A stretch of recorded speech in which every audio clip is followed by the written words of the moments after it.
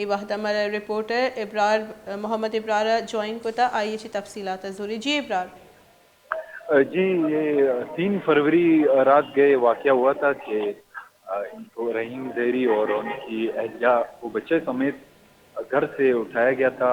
بتایا جا رہا ہے کہ ایجنسی کی طرف سے کارروائی کی گئی تھی. تو آج 2:30 بجے ان کی جو اہلیہ ہے رشیدہ بی بی ان کو بچوں سمیت رہا کر دیا گیا.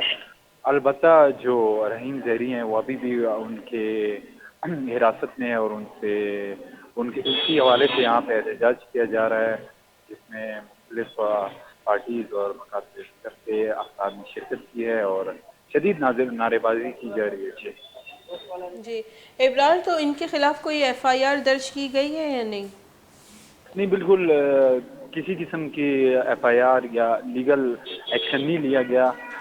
صرف جو ہے گھر پہ دھاوا بولا گیا اور چھاپے کی صورت میں ایک پوری فیملی کو لے کر گئے تھے. بہرحال جو ہے اس وقت رحیم زیری انہی کی حراست میں ہے. باقی جو ہے گھر آ چکے ہیں اور ان کی جو فیملی ہے بچے ہیں ان سے بات کرنے کی کوشش کی وہ بات کرنے کی حالت میں نہیں ہے.